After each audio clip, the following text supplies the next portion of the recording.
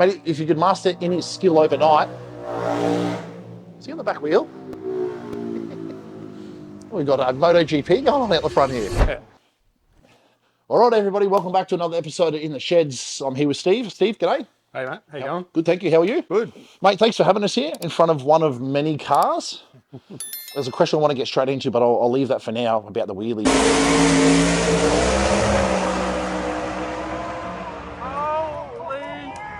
But, mate, tell us a little about yourself. For the people that don't know you, that might be watching this, give us the Steve story, mate. Own a concreting business, 𝐔𝐘𝐒 concreting, and a concrete pumping business as well. Yep. Quite busy with all of that. Married with 2 kids. Yep. Yeah, just basically pretty obsessed with, obviously, as it shows, the racing. Yeah, obsessed is probably an understatement. Yeah. Get really head focused on it. It's a bit of a distraction to the work side, so I quite like to enjoy it. Where did it all start? Basically when I was at high school. I left high school with the ambitions just to be a mechanic. Yeah. Wanted to race cars. Yep. You know, did it for a few years, and then just the business wise didn't work out with the mechanics. So went into concreting and decided to do the family stuff. Yeah. Buy the house and everything like that. We did all that. We had boats. Didn't want to get up at 6 o'clock in the morning. Yeah. I thought, it's time to get a car again. So that was about 10 years ago. Yep. Went back and bought a HQ 1-tonner. Oh, nice. Back like what I had when I was 17. Yep. As a race car, was that still a street sort of deal? Street car, but wanted to run 10s was the starting point with it. Yeah. And which is fast. How long ago are we talking? That was 10 years ago. We bought that. We put a small block Chev in it, a little bit of nitrous on it, and then got involved with Spot On Boys with Danny and Andy. Yep. So we twin turboed that with an LS in it. Of course. Ricky was tuning that as he has been ever since, and then that's where the obsession I think got caught. That him and I just clicked, and we've worked together ever since. So did the car run 10s? Yeah. Sick. Yep. Car ran 10s on that. We got it down into 8 1s, 8 2s. Poof. It got a bit loose one time on the chutes and bumped the wall. Probably wasn't a 7-second pass. Luckily, at the time, Rob forgot to actually turn the CO2 bottle on. Yeah. Which meant the car was running on gate pressure, so it slowed the car down a lot, which was probably good considering what happened. Is it just the ute style with no weight in the bumper when the chutes come out? Yeah. Yeah, and the way we probably had the chutes in that, probably not quite correct. Yeah. But it definitely wasn't a negative in that sense. Yeah. You know, it was just probably that time for us to move on. And what did you move to? We moved to the 95 Mustang that we bought. There's a lot of history with that car, hey? Yeah. Yeah. Yeah, that car was a great car. Like we bought that car. That car literally did not even come home from when we bought it. So me and Danny went and purchased that car, took it straight to Spot On. Yeah. Did fit the LS in it, the single turbo setup on it. Yep. And we ran that car, quite And quick. hard. Yeah. I remember as myself just starting to get into watching the drag thing, and that car was there doing its thing in the LS, and that sort of pushed me to try to do what I was building at the time to try to be fast. Yeah, like we come out one time in Sydney and we blew the tyres, we come straight back, we hot lapped it, didn't even take the car back to the pits, and the car went 689 at 200 mile an hour, and we were just blowing away. Like, yeah. What do you prefer, quarter or eighth? I prefer the 8th mile now. Yeah. Definitely. Yeah. I have struggled a little bit with the Corvette, just with I've been on the shoots a little bit early. Yeah. Just getting used to the G-force and the mile an hour stuff like that. More just the way I run the car is probably my own thing. I've just been struggling a little bit. It's only actually been through the finish line twice. Yeah, under full power. Yeah. I've been early on the shoots quite a bit, which is understandable, man. At that speed. Yeah, the car stops good. There's no real reasoning for it. It's just getting yourself comfortable. Yeah. Like, what obviously we've got the red one in the background here. Let's touch on that quickly. What inspired this? What's the progression? You got it, and then you've done what to it since then? So we bought this car as a roller. Yeah. From Dom Lupino. Yep.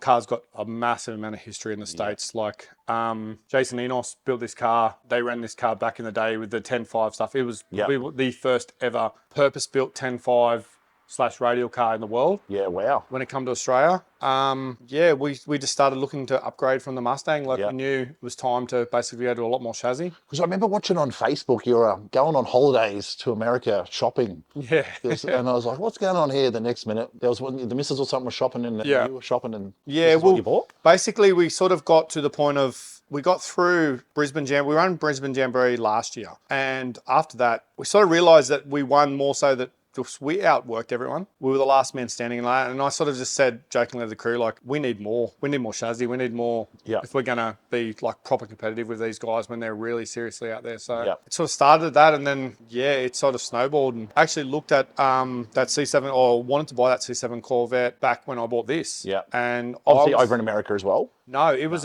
Benny Bray had it. Oh yeah, in Australia.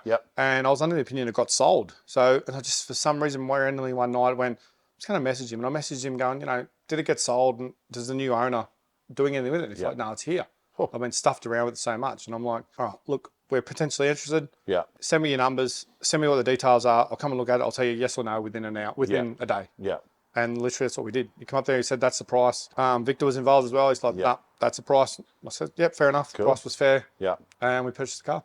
It's a cool car. Yeah. Why green? You've gone from red to green? Like, green's always just one of them cars. So I grew up in southern Sydney. And was quite good mates back in the day. Tristan Ocker's Mincer. Was the local car, was the green. And that just sort of got famous green Capri. It just got me hooked to the green colour. And that's why when we bought the Mustang, it was blue. The Montana was blue. We painted that green.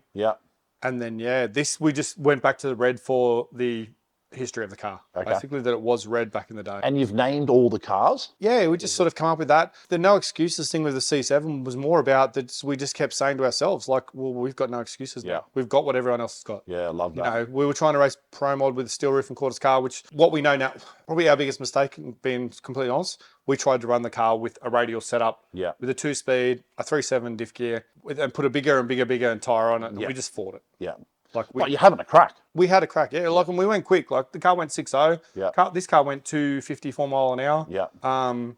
It's been, well and truly into the threes multiple times now. Yeah, there's a bit of we're sort of getting off topic a little bit here, but we'll come back to that. There's a big push for a few of you guys now to be who's going to be first into the 80s. 100%. That's our focus. This car goes to fabrication next week.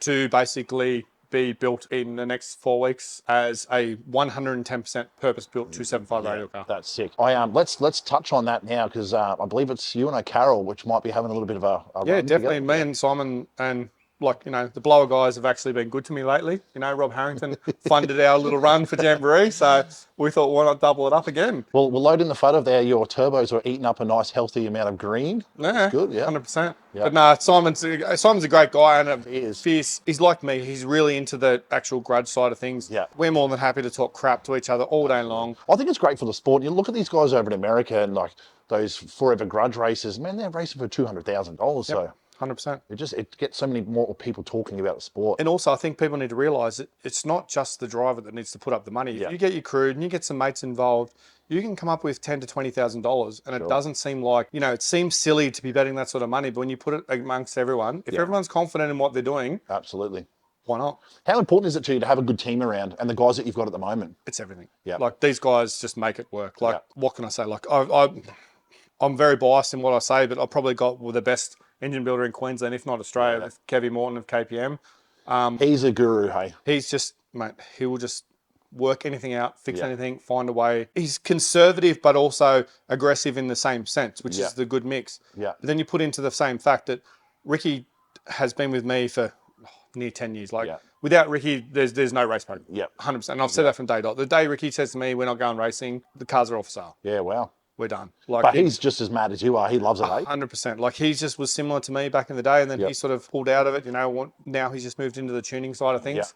So Ricky, at the moment, the way that we've got it sort of set up, Ricky will tune the radial side of things. And Kev's been focusing on the big tyre stuff.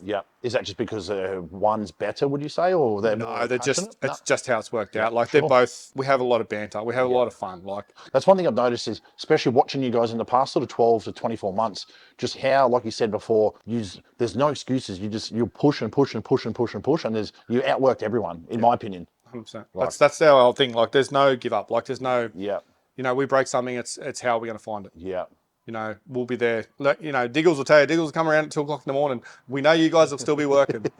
We'll be working and finding a way to make sure we make the run. Like, that's just the way we are. What have you found the hardest thing out of having 2 cars? The little stuff. So the reason we didn't run the Jamboree was just, it was little things like a second clear view, a second set of injectors, a second fuel filter. Like, all that stuff adds up to $10,000+. You know what I mean? Like, it seems like nothing, but it adds up.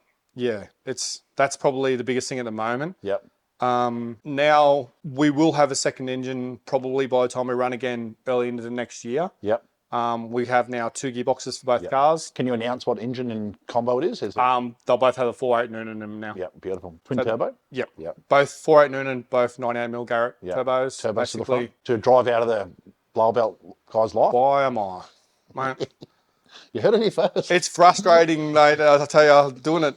I looked at the time card when we ran Steve Carlson actually in his Falcon, and I'm like, did he jump? Or like, was I so late? And they looked at it, no, you actually treated him. I'm like, he was in front of me. Like, yeah, but then by what stage had you driven? About 3:30. Yeah, we're coming around him. So, yeah. But the one thing I like, especially with the Pro Mod thing, we'll touch on that at Jamboree.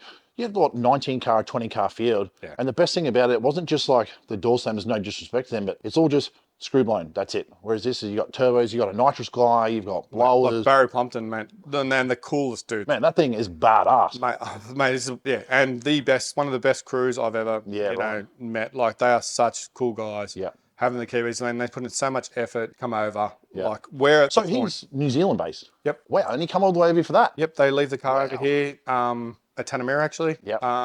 With all the setup, and they fly all over a few days early. Yep. Got the car ready. Wow. Because that's a Lizzie Musey nitrous deal? Yep. Yep. Or Pat Musey, I should say. I'm not sure if it's a Pat deal or who it is. I know Ricky Smith's involved a lot with it. Yep. But they just like blew my mind in the myth of, you know, you expect a nitrous car that they're pulling pistons out of it every run. Yeah. Those guys didn't hurt a thing. Yeah, wow. Man, it was fast too. It was proper fast. Yep. Yep. Mate, let's go to the green Corvette, that pass on the back wheels from the 330. Tell us what the hell happened, man. Like, so basically, like, I suppose the context of the day, first pass out, we missed Wednesday and Thursday testing from the rain, but we had the big grudge race with Rob, Q1 on the Saturday. Mm-hmm.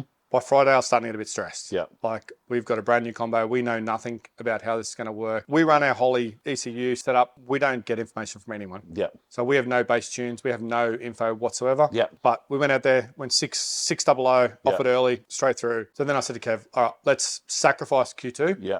Let's throw the kitchen sink at it. Let's put in what probably won't work. Yeah. And it didn't. It shook. Third pass, same thing, shook again. Got the last pass, went, oh shit, we're going in to run tomorrow. This is Friday night. It was really nice weather too. Wasn't it? So I had in my head the aspect that Rob's going to run a 585. Yeah. So we need to beat him on that. So I just said to him, just put in whatever, I'll drive it. And I held it. You fucking did. It was up from 1.4 seconds to 4.3 when I dropped it. When I dropped it, it was doing 230 mile an hour. The wind just got under it a little bit too much. And still went through for a time. It went 600 still. Yeah, on the back wheels. 69, Well, it landed by then. It bounced by then, but That's impressive. Interesting. Yeah. As a driver, I mean, we were just chatting about this before, but tell people, it'd come up. What was going through your head? What are you looking at? And what are you trying to feel in the car to know that everything's safe? Watching the wall generally, the height of the wall. I knew I had a really good eye line with the top of the wall, so I knew the car was straight. I knew the car wasn't moving. Mm-hmm. I was quite comfortable in the car. Like I really set my cars up so that I feel comfortable. Well, I guess you have to. You're the driver. Yeah. And I drive with my finger basically on our parachute button, which has caused a bit of grief lately with us getting on the chutes early. But I find that it helps that I feel like I've got time in the car. Yeah, sure. That's the easiest way to explain it. I don't understand why, but I had a couple of little incidents with the car sort of past 8th mile where it's got a little bit loose. But and everyone's like, oh, freaks out. And I'm like, I don't know. I feel like I have time. Which is crazy to think, like, to anyone that doesn't get it, you're doing so fast in such a little time, but it's almost like time slows down. It does. It literally does when you're in the car. Like, if you're comfortable in the car and the car works for you, you're literally in slow motion. Getting out of this, obviously having a gum boot on it as well and a radial, then going into that, how different was it? The first time I jumped in the C7, it went 999 in the 60 foot and was just violent. And I was just like, holy crap. And I thought I could drive. Maybe I can't drive this. Maybe this is too much for me. I didn't even do a lap around the staging lanes, as in working out what I could see or anything like that. Just straight in it. Just straight in it. But then a couple of more hits and I got comfortable. Yeah. Like I really got comfortable in that car. And then I come back into this and this is like a walk in the park now. So the radial would be much more controlled to drive? Oh, yeah. A mile easier. What do you prefer to drive? I'm preferring the Pro Mod at the moment. I'm really enjoying the challenge of it. Yeah, sure. But also like, I can't deny, like that Kenda, it surprised us. Like we had ambitions. We thought we could go that quick, but probably realistically we thought the time frame we had to get into the 395s is probably not realistic. In this car? Yeah. Yeah, man, that was cool. Yeah. I mean, how many passes did you do? And you're at 400 pretty quickly. Yeah, we went 7 passes, I think, in total, and Yeah. we went 395 in the car. So That's impressive, man. yeah, like we just literally turned up, and Ricky and I said, well, let's, like, remember we went 408 at Jamboree on 315 on a new Jamboree track, you know, not really suited to a radial. Yeah. So we started with that tune up, pulled it back a bit, and just went, if we can get this into power wheelie, I think we're on. And man, it had done that quite quickly. Oh, we went 440 straight up, and then it was on the wheelie sensor the whole time from there on in. That was almost the perfect conditions for a radial event, right? Yeah, Like it was great. 100%. Yeah. Fingers crossed October's a little bit better. Surely. Well, man, if you're watching this and you're not going, telling you go, because there's going to be some action. Oh, 100%. We're nothing but, we're going out there to break records, and we want to be the first in the 380s, and we want to be right in there. So you'll stay on a 275, or? This car will stay on a 275. Yeah, this car won't change now. You sure? Can we not coax you to going back up and staying away from 275, or? Nah. For us small 275 guys? No, they've kind of, As I said to a good mate of both of ours, Andy, he's pushed me with it. I'm like, be careful what you've wished for. And you wanted me to do it. Now I've done it. And they're just the guys involved as well, like the group involved with it. Justin, Andy, Pazzo, you know, all I think it's a good community now. Like everyone's, even though we're good mates while not racing, as soon as the helmet goes on, we're racing each other. But at the end of it, it's like, make sure you got there safe. Mate, no question in the world. And at the end of the track, that's like, I don't have enough respect for Rob Harrington, you know. Him and I talked shit for years about the race. Mate, we raced, and there's no excuses. He just come up, he shook our hand. You know, hand us a burst panel that was blowing. They're like, you see, I blew my shit up trying to run you. And that's what it's about. I was at the stage where that pretty much let go right in front of me, the noise of that thing. But I was sort of disappointed. I'd love to have seen you guys go door to door all the way down there. Oh, 100%. And I just completely, the stuff up at the centre on the start line. Like for some reason, I got so in my head, so focused, I guess. And I just focused on my lights. And then realised that I didn't actually watch to where he was even staged. So then I look over to see his lights start to come in, and then realise my light's on. So, but that, I got away with it. Luckily, my team, you know, put enough in the car. The car went 582 at 240. That's fast. So pretty happy with that. So let's talk about the Pro Mod thing, man. To do that, is that like a dream come true? Has that always been a progression for you, or where did you think that you were going to go with this sport? Probably my dream was always the radial stuff still, and probably America. And it still probably is, you know, our pipe dream in the sense. But the Pro Mod stuff. Take a car over there? Yeah, probably take a car over there preferably. Sick. But the Pro Mod stuff has been unreal. Like I've loved it. And just the fact that you're not so determined by the conditions in the track. You know, we can go out and run in the heat. You know, we're going to go slower. We're going to have some tyre shake and all that. But it's definitely been a challenge. There's no question about that. Mate, to sit in the grandstands and watch, I could have, like, so many of the people that I was sitting around just randomly having conversations, overhearing them, and so many people are there just to watch the Pro Mods. It's crazy. And I think it's a great, what Jamboree done. Because I think they've just proven that, and like the JDM stuff and the 4-cylinder and the rotary stuff is awesome as well. Like it's so cool to have it all together. They do run a very good event. Mate, what can I say? Like Kelly, Colin, Renee, they have just put in, it is the event of the year. Like we had friends flying up from Sydney for it. I've said to anyone I've ever spoken to, like if you ever go to a drag race, this is the one you need to go. Saturday at Jamboree is the best day of the year racing. I would agree with that. The vibe, the energy, and then, you know, people have a few drinks afterwards, and it's the festivities afterwards, which almost makes it better. 100%. Like what it turned in this year with the fireworks doing it, and then the runs after. It was so cool this year. Like, congratulations to them guys. No, absolutely. Mate, some goals with the car. What are you trying to achieve? Obviously 380s with that. You want to be the first? Oh, like we just want to go far. Like this is going out. We'll throw everything in this thing in Kenda. There's no question about that. Like what we're doing, you know, somewhat stupidity, I guess. I guess you have to be a bit stupid, but don't you, to do what you're doing? Yeah, basically. But this car just seems to find itself. That's its happy place. Like it's the bigger the tire we've kept trying to put on this car, the worse it's. Not the worst it's gone, but just the gearing and trying to run the car as two different ways just didn't work. That's a lot of work to change them over in that, hey? It was. And it was getting to the point where we were changing it weekly at points. You know, we were coming from an event, a big tire event to a radial event. We had momentum on one, we were losing it. Absolutely. That was the whole point of the 2-car deal. Then I decided we were just going to sell that and just run with the 1 car and just leave. Well, that's what I was saying before, like the work rate of you, man, it's like it's second to none. It's inspirational for myself as a hobby racer to watch. And just to see how much shit goes on to these cars and what you're doing, man, it's incredible. So full credit to the team. 100%. It comes down to the team. Like it's literally, you know, to say to Mike, you know, we're 2 weeks off Jamboree. let's put a Hemi in the car. And he goes, you're an idiot. But I'm all in. Yeah. But I want it tomorrow. That you know sounds what like I it. mean? Yeah, yeah. And it was just, it's how it worked out. And Yeah. we've now sold the 481X. Yeah. What the plan was to keep it, but you know, a great racer friend of all of ours that's in 275 has purchased it, and I really hope it goes fast. I just think I go too fast. Faster than you, yeah. I was actually just chatting to them yesterday, actually, so it'd be cool to see that in the car. Oh, 100%. Yeah, I can't wait. Yeah. A bit of a combo deal going on there too. Yeah, like I've said to him, any help, yep, you guys need, we're more than happy to help you. They're unreal guys. Absolutely. And yeah, we can't wait to see them hopefully get their success. What about with the green car? No excuses. What's the goals? What do you want to try to achieve? Keep going faster and faster. Basically. Where's the limit for that? What do you think is its like max potential? 540s, 550s, like What's 360s. What's to go with the cutoff? Obviously, the mile an hour wise. Yeah. That car will run faster than that, you reckon? Yeah, car's slowed down. There's no question about it. Like the car has nowhere near the boost that this car's, hasn't it? Yeah. We have to slow that car down to keep it under that mile an hour. Right. One warning, you go over that, they give you... Yeah, they do. And at the moment, we're trying to more focus on... We've kind of left the 60-foot alone for the moment, just to make some laps. When that car comes back out again now, it'll be just... We'll focus on the 60 to 330 now on that car. Yeah. We probably need to get it into the 360s, into the half-track times, and then we'll be able to roll it back off a little bit at the deep. Well, that'd be a cross-serve half-track. 215 probably. We've been 210 in that car already. Yeah. 36-inch tyre. Yep. Yeah. Man, that's impressive.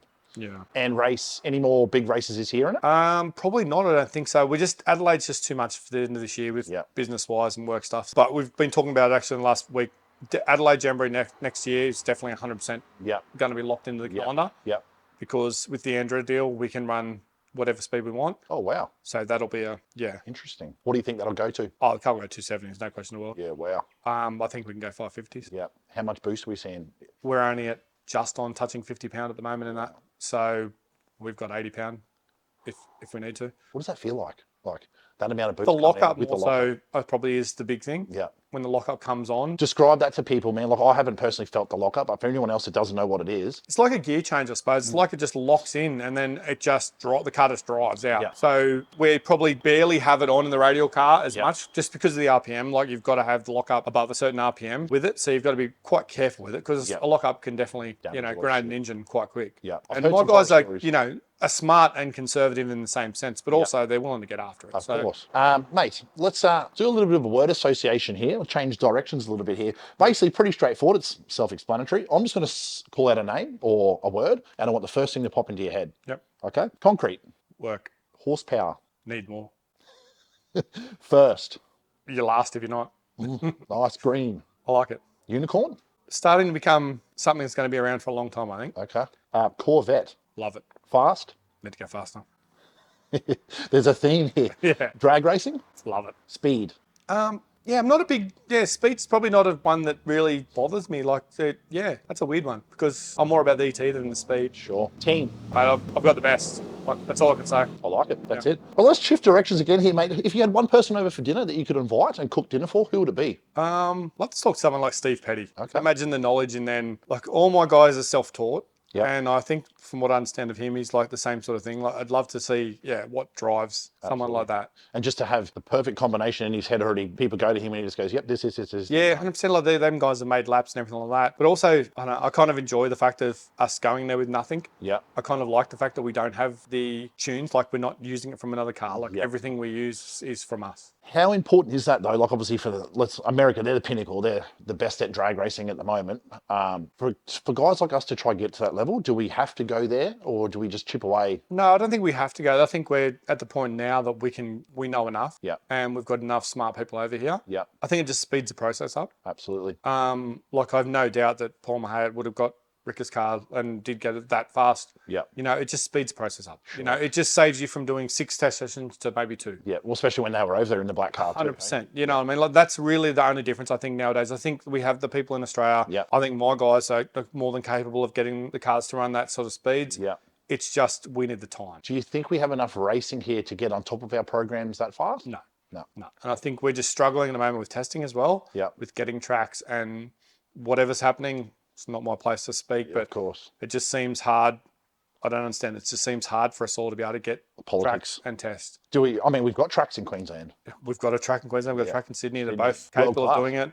It just seems like for whatever reason, I say I'm not involved in the it just feels like it's so difficult at the moment to get the tracks. Yeah, absolutely. Mate, a book, if you could write one about yourself, what would you call it? I'd like to say something to do with, hard work pays off, I guess. Like I've worked ridiculously hard in the last 20 years to get where we're at with business wise. And, we've got a dedicated family and everything in between. So yeah, something to do with that, I suppose. Are your young ones into cars? Both my daughter's now 20. She's in studying fashion at the moment. She was my main parachute packer until recently. Just, uni stuff's taken over. Sure. My boy's 15 now. He does all the puke tanks. He has his jobs with that. Learns responsibility. Learns the, not the harshness, I guess the fun of the track as well as the harshness. But he gets to see what actually goes on. 100% gets to see, and if you don't do your job right, he can be as responsible for this car hitting the wall as I can be. Absolutely. Yeah, sure. And well, that's dad drive. We like to, push that to both the kids. Would he ever get behind the wheel? I'd say he probably would if he, Would you let him behind the wheel? Yeah. Yep. Yeah, I don't have a problem with that. Like, there's no reason to say I taught myself how to drive, so to speak, in the way of I drive, and I'm more than happy to teach anyone else. How did you learn how to drive? Just experience. Yeah. Stuff ups, basically, to a point too. Like, I feel like that's how you do learn though, hey? 100%. I find it so weird that I don't believe I'm a good street car driver in the sense of like driving a street car hard. I find I struggle with, 1,000 horsepower on the street, but I can get in this with 4,000 and I'm as comfortable. I feel like two totally different beasts. Like, in my opinion, street, so many variables, you go fast, anything could run out in front of you or whatever. This, I feel like, this is my opinion again, any monkey can let go of a button, but the difference between that monkey and someone who knows when to get off it or how to drive it when something goes wrong is the difference. Yeah, unfortunately, you do see that in some events. Like, we've been involved in a few, like where we've seen a few people driving cars that probably shouldn't have been driving cars that were as capable without the experience. Do you think it's essential that people should go through the ranks instead of just someone coming in and go, I want a pro mod, bang, here's $1 million or whatever? It's hard to say because I think there's a lot of guys out there that have done a lot of laps and probably aren't, still the greatest. And then there's other guys that can just get in there and do it. But I think people realistically, smart in their own sense, like in their own tuners, should control the car. Like my guys didn't, put 60 pounder boost in there the second we got it. This car went down and went 440s the first pass. Which is still impressive, but 100%. We were over the moon about it, and it wasn't even meant to go that fast. It was only because we'd fought a whole day and basically wasted a day. And I said to Ricky, well, how far are we going to go? And he goes, if you got the ball, stay in it, stay in it. Just quietly. That's my PB, man. Yeah. That's what you started with. That was our PB. We literally matched the green Mustang PB in the first pass of this, almost identical. Wow. With every number. And obviously nothing in this thing. No, nothing in it. And just pissed off because we wasted a whole day fighting converter issues and lockup issues. The maintenance side of things in products like these, like how important is it? And then obviously how much do you have to do it? Not as much as you think if you're on top of it. Yeah. We're very anal with our valve train setup and that with these. Yeah. Moving into the Hemi side of the things now, we've had to do a lot more bearing work and keep an eye on things like that. Yeah. Where we've never had, the 481X, we've never basically had an issue. Yeah, right. We're quite, thorough with our oil pressures, pre-lubes, all the stuff we do. Now with the Hemi stuff, we're going to start pulling, bearings and main caps quite regularly, and sumps off, which we did at Jamboree. So yeah, that's sort of a new learning curve. And obviously for yourself, you've come from a mechanical background. How much are you talking to Kev and getting information, you guys all talking together and passing around that info? Yeah, the good thing, I kind of feel like it's great that a lot of times I try and tell them what I think before they get the data. Of course. And then I like to see them turn around and say, okay, yep, the data matches what you're saying. Sure. Like there's times where they'll say to me, oh, why'd you get off? And I'm like, it was going to spin. Or it doesn't. And I'd feel the front end nose over. Yeah. So I think we work quite well together in that sense of how we do it. And it's probably a product of why you guys are getting so good, hey? Yeah, it's definitely, and just hard work. Like the guys just are smart. Like we're always, just trying to progress. Yeah. And he's good on the piss too, Kev, I've heard. Oh, he's quite entertaining. That's his moments. Mate, a piece of advice you could give yourself, say 10 years ago, 5 years ago. Same as everyone, just spend the money in the first place. Don't spend it 20 times over. Can you give us an example of what you mean by that? But you can't do it. Like everyone in hindsight, I probably spent $500,000 on my green Mustang in hindsight. Yeah. But you never had $500,000 before that to buy the car in one hit. Absolutely. Yeah. Okay. So you really got to just work with what you got. Yeah, sure. It's hard because it's the natural progression, but you always want to do it right once, hey? 100%. But there's just, you can't do it. Like it's realistic. Probably the one thing I would say to people is just buy the best parts you can buy. Yeah. Because once you start getting to this point now, the changeover is not as bad because you can generally sell everything else as you upgrade. Yeah, absolutely. And that I find's made it a little bit easier. Mate, if you had enough money to retire and live a good life, what would it look like? Pretty similar racing-wise to what we're doing now. Mm-hmm. Probably look after my crew and have them, probably working on the cars a bit more rather than doing that. And just, probably my wife do a bit more overseas travel. And Beautiful. Where would you go? Well, I'm quite a big fan of Vegas now after having a good trip there last year. So Did you have a few wins? no, not so much in Vegas, but just had a great time. Yep. Really, really enjoyed Vegas. Yep. And enjoyed the States. So that's definitely on my side of things. Yep. Moving forward, business is it is what it is. You know, like Yep. it's hard work, but it pays for Allows you to do this. Yeah. Mate, if you could master any skill overnight, see on the back wheel. We've got a MotoGP going on out the front here. If you could master any skill overnight, what would it be? Play the guitar, I reckon. Oh, It's one thing I always sort of thought about when I was a kid and never was any good at anything like that. So Can you sing? nah, No. Not even can't play after a guitar few? either.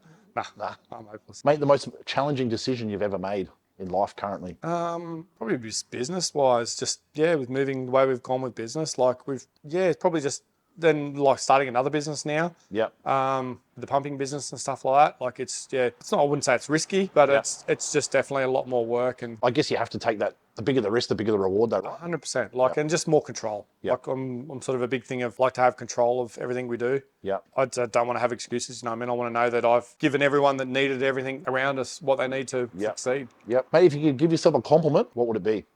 Sometimes I'm a good driver, and then I go and stuff the light up, so I make myself look like an idiot. So You were talking about that before with the parachute button and all that type of jazz. Yeah. Like, how important is all that to know that car inside and out and what's going on? I think it's very important. Like I'd rather be on the safe side, and my crew I think's the same thing. Yeah. But also like I found it like the car darted left in Sydney at over 200 mile an hour. That car went literally into the other lane behind the Valiant Ute when we were racing at the 𝐵𝐾𝐒 race. Yep. Like I think in that sense it's worth the risk of bumping a button and just to have that control. And like to give people an understanding, if you don't know mile an hour, that's what, 340, 350 k's an hour? Yeah, it's about that. Yeah. And that's fast. Yeah. In what, 3-4 seconds? Yep. And the safety side of things in that car, obviously you got the best of the best. Yeah, 100%. We don't take any risks in safety under any circumstances, no matter what. That's number one thing I think that everyone needs to accept and understand. Like, that's not where you take your shortcuts. Yeah, absolutely. If you need to take a shortcut in safety, you shouldn't be running a car. Well,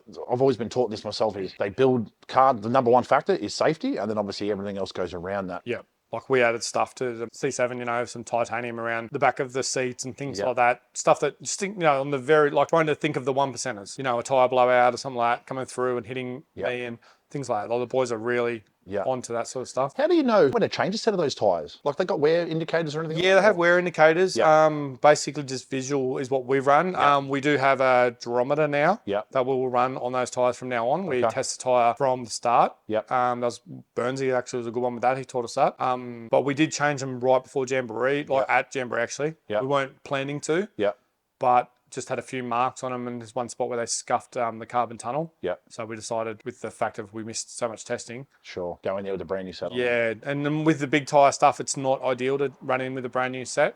But we didn't have a choice, basically. And that's why they talk about scrubbing them in and stuff. Yeah. So ideally, you wouldn't want to go into Friday with a brand new set. You'd want to be in, Wednesday if you were there. But obviously with the rain, that just wasn't an option. Sure. Mate, anything else you want to try touch on here that we might need to bring out?